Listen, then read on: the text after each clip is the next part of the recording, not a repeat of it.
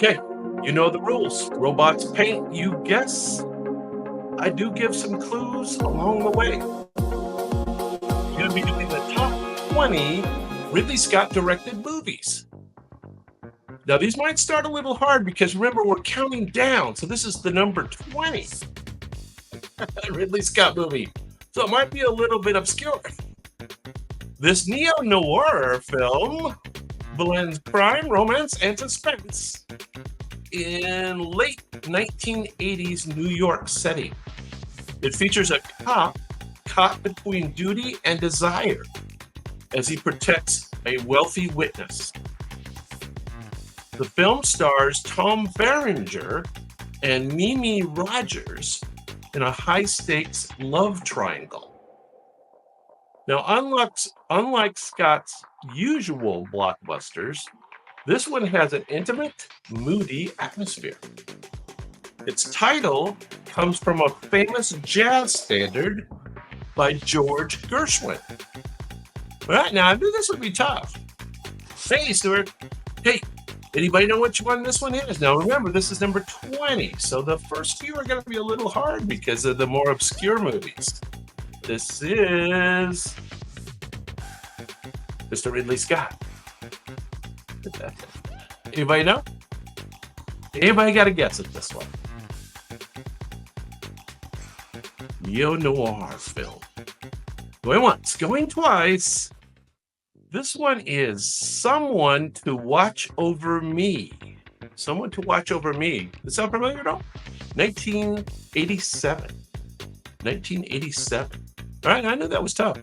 This was one of Ridley Scott's few ventures into romantic thriller genre.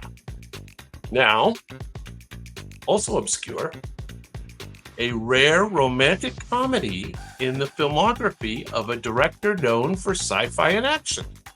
Well, we know who that is.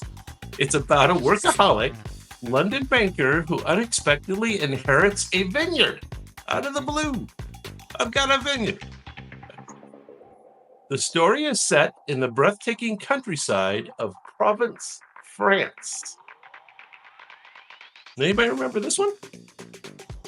Russell Crowe stars in the film, reuniting with Scott after a major historical epic. Anybody know?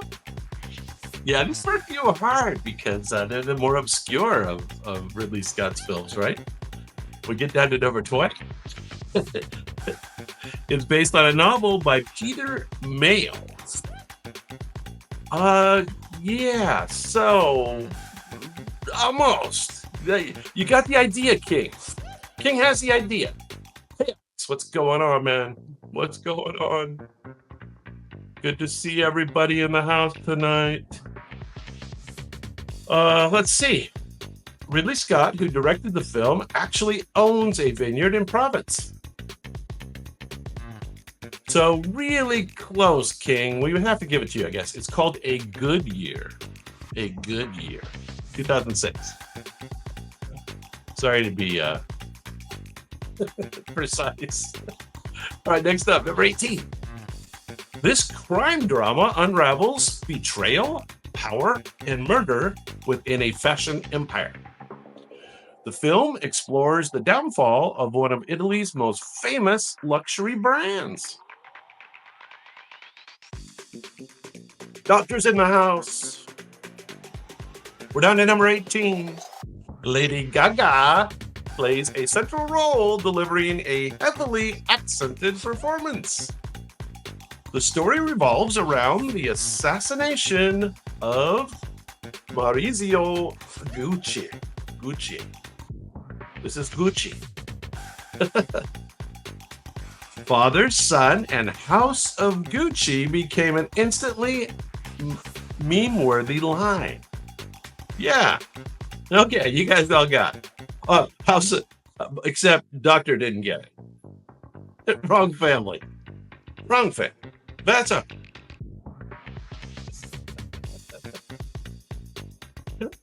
Yeah, House of Gucci is the correct answer. 2021. The real Gucci family was not happy with this film's portrayal of their history. Oh, well. It happens. All right, we're on to number 17 next. Good to see everybody in the house. Let's play some robot speed painting. Goodbye, history love.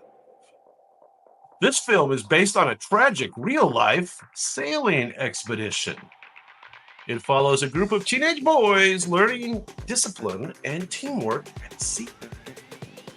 A catastrophic storm sets their survival skills in the open ocean. Tests their survival skills.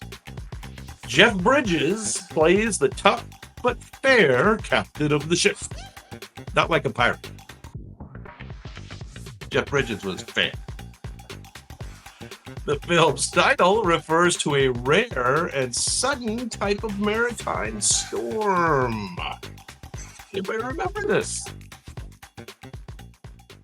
Kind of a cool movie. You kind of know what's going to happen, right? You already know what's going to happen. Anybody know this? Going once. The film's true story inspired the motto, "Where we go one, we go all." We go all. Cyclone. I like that answer, but the wrong answer. It's another type of storm. 1996 is the year of this movie, in case that helps. Anybody know? You'll kick yourself. White Squall. White Squall, of course. Yeah. All right. I told you these first few would be tough. First few would be tough. Number 16. They're getting easier. A gritty crime thriller blending American and Japanese culture. It follows two New York PD officers caught in a deadly Yakuza underworld. The protagonist, played by Michael Douglas, I have a Michael Douglas story too, if we ever get that, is a tough cop with a troubled past. I like to slip in my personal things. The film was shot in Japan, giving it a strikingly neon-lit aesthetic. Yeah, you got it. Stuart knows. Stuart knows. Hans Zimmer's score added to the film's stylish, action-packed feel. King's got it too. Okay, everybody's getting this one. I knew they'd start getting easier. Many real Yakuza members reportedly attended screenings in Japan. And yes, you do have it. It is Black Rain. Black Rain, 1989. Anyway, once on the island of Lanai, which I told you about, that's where the one that Larry Ellison owns currently. I went to this resort hotel and I played golf, lots of golf. And I played golf right behind, all day long, Michael Douglas. And he was playing with that sports agent guy. Anyway, interesting. And then I sat with him at lunch on the deck of the clubhouse, just me and my ex-wife and him and the agent. That was it. That's my Michael Douglas story. He's pretty short. He didn't hit it very far. All right, next up. A biblical epic about one of the history's most famous prophets. The film features grand-scale battle scenes and massive plagues. Christian Bale plays a leader who challenges an empire. You know this one? It's kind of dark. The picture's kind of dark. Robots chose a dark picture. The movie tells the story of the Israelites' struggle for freedom. It is based on the book of Exodus and follows the parting of the Red Sea. Well, I think that's part of the story, kind of, Stuart. But what was the movie called? What was the movie called? I'll give you a hint that it was 2014. 2014. The film stirred controversy for its casting of white actors in Middle Eastern roles. Yeah, well, I could see that. Well, How about Exodus, Gods and Kings? Exodus, Gods and Kings. Sound familiar at all?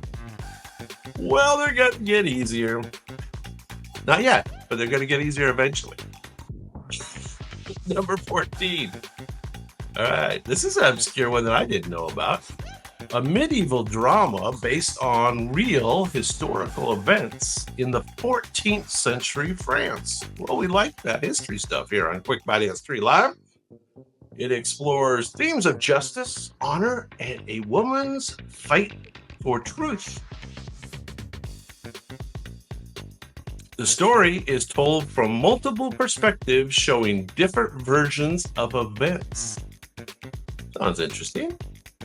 Now, this movie did star Matt Damon and Adam Driver. Adam Driver's in a lot of Ridley Scott movies. And Jodie Comer. It depicts France's last official recognized trial by combat. Trial by combat. Yeah. King's got it. King has it. King has it 3 times on my board. Way to be emphatic.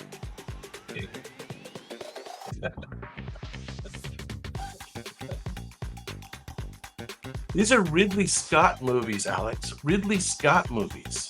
He's the director, famous director, Ridley Scott movies. And yes, the Doctor has it. The King has it with The Last Duel. The Last Duel, 2021.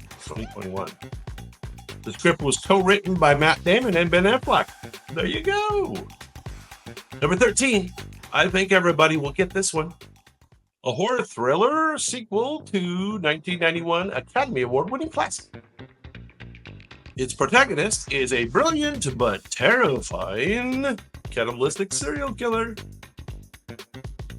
Anthony Hopkins reprises his chilling role, now living in Florence, Italy.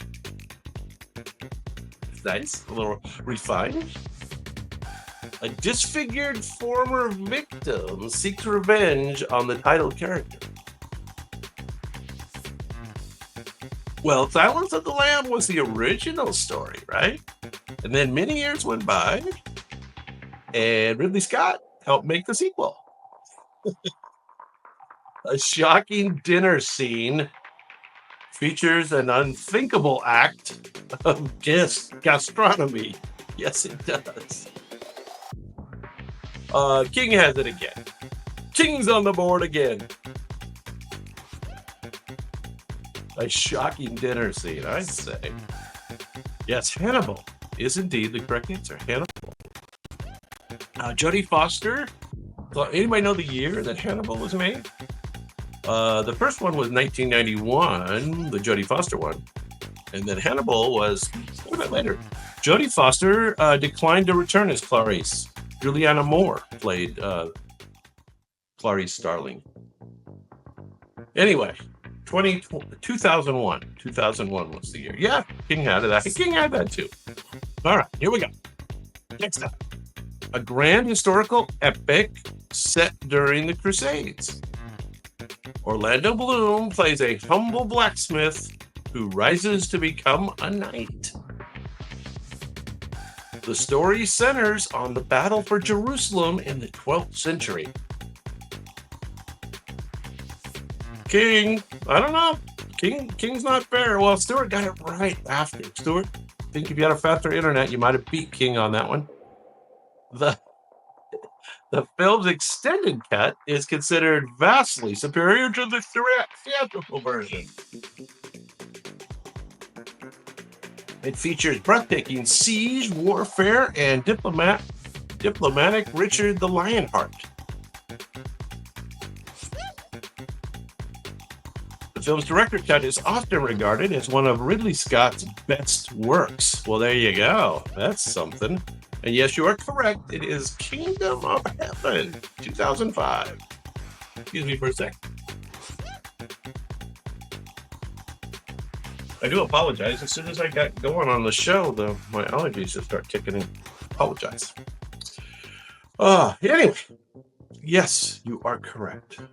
Kingdom of Heaven, 2005. one of his best films. Oh, Doctor, did you win? You weren't first.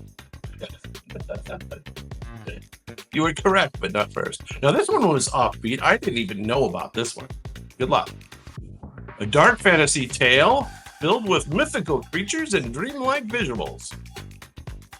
A young Tom Cruise stars as a hero trying to save his love and the world. Tim Curry plays an iconic horned villain known as Darkness. King! King, king, king! Yes. Who are you, King? Where are you from? You're nailing these. The film was heavily edited, with multiple versions released. Unicorns play a crucial role in the film's fairy tale-like story. This one sounds weird. Tim Curry's makeup for Darkness took over 5 hours to apply. No doubt. No doubt. Tom Cruise. What a weird movie. What a weird movie. 1985, they were all partying too much, right? Yes, we are doing Ridley Scott movies, in case anybody's new. Ridley Scott directed movies is the category. And we're down to number 10. Now we've got the top 10. And so they're a lot easier. A lot easier. The pictures may not be any better, but a prequel to the legendary sci-fi horror franchise. Though it stands on its own. Yeah, it does. Definitely stands on its own. This is my favorite. A team of scientists sets off on a deep space mission to discover humanity's origins. The film introduces an eerie philosophical android played by Michael Fassbender.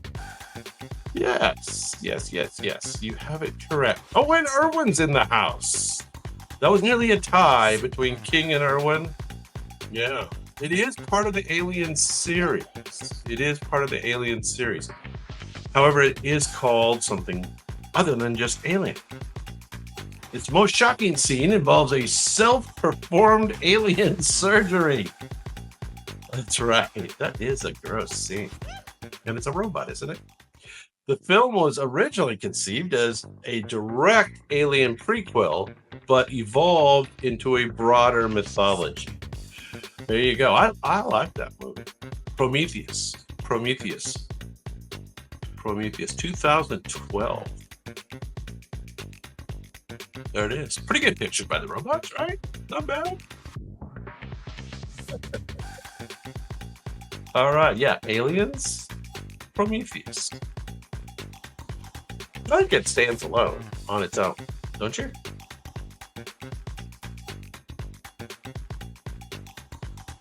No, a prequel in the storyline, in the historical story, right? It wasn't before. It wasn't created before. Yeah, there you go. Correct. Prometheus was made late, but it told the story of earlier. Okay, we're doing the next one. Anybody remember this one? A gripping crime drama based on the real-life rise and fall of a 1970s drug kingpin. It stars Denzel Washington. Russell Crowe plays the determined cop trying to bring him down. The story is set in New York amid a backdrop of corruption and organized crime. Yes, of course, everybody's getting this one correct. Very good job. Gosh, King, I think you were first, but Stuart, you were right there. Right there. The film's title says it all. This is a gangster epic with an American twist. The real Frank Lucas, played by Denzel Washington's performance, said that the performance was very active. Wow. Okay. American Gangster, 2007. There it is, American Gangster. That was number 9. That means we're all the way down to number 8. This one will be pretty easy. We need an easy one. A space survival story filled with humor, ingenuity, and stunning visuals. A lone astronaut is stranded on Mars after the crew believes he's dead. Matt Damon's character uses science and sheer willpower to stay alive. I can't believe those guys left him. Why did they leave him? It seemed like they were a little premature. His signature line, "I'm going to have to science the heck out of this," became iconic. NASA loved the film, saying it was one of the most realistic depictions of space survival. Well, how many guys have they sent to Mars? Correct. Hey, Brad's in the house. Everybody's home tonight. Very good. Brad, I think you had it first. The Martian. Very good. Everybody's getting it. Of course, Dr. King Stewart. Everybody knows this was The Martian. The potatoes grown by the protagonist in the movie were real, planted by the production team. Did they really grow them in Matt Damon's shit? I hope not. Hope they didn't share those. Anyway, I thought they were a little premature leaving Mars without it. Kind of my thinking. All right, here we go with this number 7, Ridley Scott's debut feature film. This goes all the way back to his first feature film, showcasing his signature visual style. It tells the true story of 2 French officers who fight a series of duels over decades. I don't think I've ever seen this movie. You guys seen this movie? The film was set during the Napoleonic Wars. Well, then he returned to do the other movie. That's cool. With meticulous period detail. Yeah, you got it, Stuart. Very good. Stuart's on the board. Dr. Harvey Keitel and Keith Carradine star as the dueling rivals. Its influence is seen later Ridley Scott historical epics. Yeah. The film won Best Debut Film at the Cannes Film Festival. I would think so. So this was its first one, I guess, huh? Interesting. And I don't know if I said the date or not. Anybody know the date? Not giving you much time to get the date. Yeah. No, I don't think I've seen it. I have to watch it. I'm going to go back and watch that. 1977. 1977 was the year. Close, Doctor. We'll take it. Well, I think we all know this one. One of the most beloved historical epics ever made. Russell Crowe plays a betrayed Roman general turned gladiator. The film's villain, played by Joaquin Phoenix, is one of cinema's most hated emperors. Yes. It won the Academy Award for Best Picture, reviving the historical genre, which we love here on Quick Bite History Live. Of course. Everybody's got it. We're going to give everybody credit on this one. King Stewart, Doctor. Are you not entertained? Is one of its most famous quotes. The character Maximus is fictional, but was inspired by real Roman generals. There you go. I never could figure out whether it was fictional or real. Anybody remember the year for Gladiator? What year did they make that thing?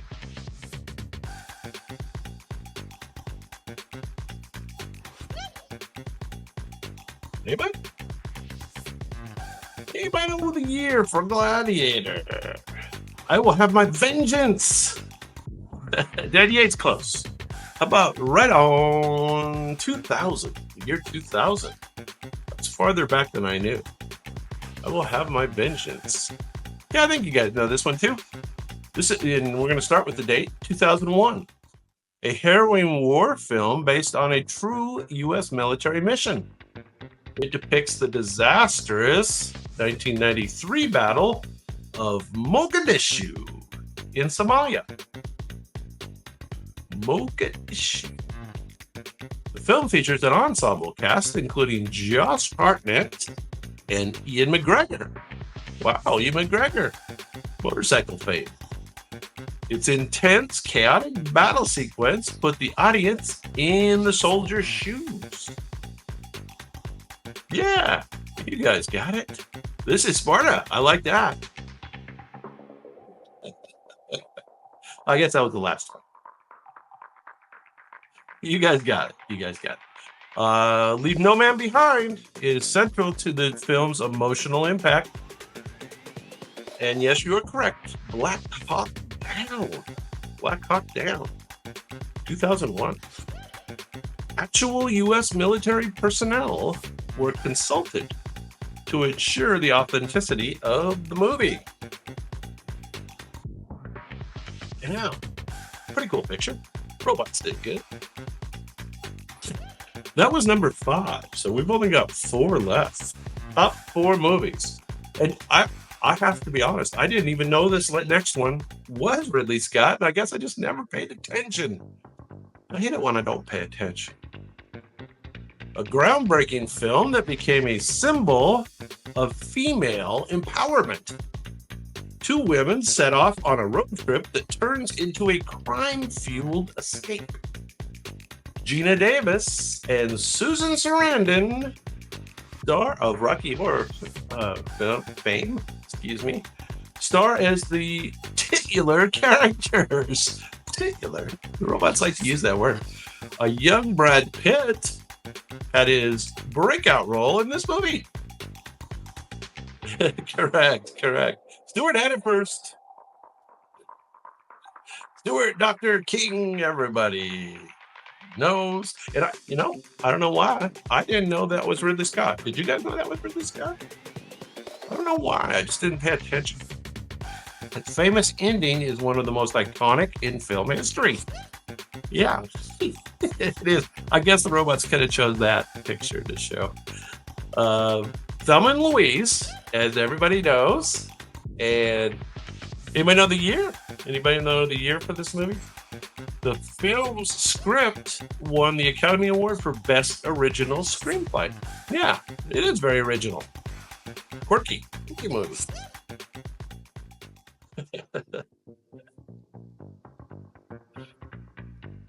Anybody know? Nice. Yeah, close, King. Very close. 1991. All right, 3 left. Top 3. Everybody's going to know all of these. We're just going to revisit them for fun. A visually stunning and philosophical sci-fi noir.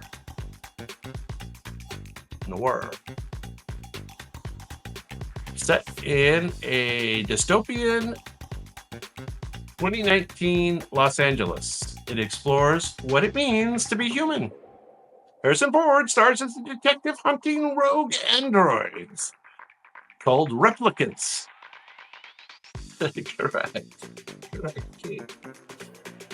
Harrison Ford stars as the detective hunting rogue androids. Oh, I guess I already said that. The film's neon-lit visuals, deep themes influenced generations of filmmakers. Yeah, they did. Everybody copied the look, right? It created a dystopian look. Love it. The rain, the acid rain in Los Angeles, right? Very cool. Tears in the Rain is one of the most famous monologues in sci-fi history. It is. That was so cool. What's that robot's name? I forget what that robot's name is. But he does that monologue. That's just incredible. Anybody know the year? Who knows the year for Blade Runner? The final cut of Blade Runner is Ridley Scott's definitive version of the film, fixing studio-imposed changes. Rutger Hauer. Rutger Hauer. Correct. Anyway, last two. And these will not be surprises. A masterpiece of sci-fi horror that changed the genre forever. It follows a spaceship crew encountering a terrifying extraterrestrial threat. Sigourney Weaver's Ripley became one of cinema's greatest heroines. The film's tagline, "In space, no one can hear you scream," is legendary. That's a cool tagline, no doubt. No one can hear you scream. The chest burster scene remains one of the most shocking moments in movie history. I think I jumped. Pretty sure I was pretty grossed out. I think Doctor had that first. Very good. Well, did she get the cat there? Who knows the cat's name? What was the cat's name? Can't remember the cat's name. Anybody know? Over the year? Anything? Anybody got anything? The cast's horrified reactions to the chest burster scene were real. They were not told exactly what would happen. Well, there you go. Can you imagine acting that and having that happen? Oh my gosh. All right. Aliens. Close. You're always 1 or 2 years off, King. 1979. You're very close always. All right. The last one, which I'm surprised is the number one by the robots, but I just recently watched this on cable or on satellite. Ridley Scott's most recent historical epic. Joaquin Phoenix plays the famous French military leader. The film covers both his rise to power and his downfall. It features massive battle sequences with Scott's signature visual spectacle. That's correct. Everybody's got it. And King's back on top. Alex has it. Dr. Stewart. Despite its historical inaccuracies, Scott openly stated, "Get a life," to critics who nitpick the details. I didn't hear about that. I don't know. It's pretty interesting the way I think he always films kind of in that gray, I don't know what you call it, film quality that he uses. It definitely was fitting with this movie, let's say. If you haven't seen it, it's certainly worth seeing. I mean, it's a spectacle for sure. That first shocking scene where he starts riding his horse into the battle. That's a little shocking in itself. This is just 2 years ago, 2023. Yeah, well, that was kind of fun, huh? You guys do most of those. What would you say? I'd say you batted 90%, 900.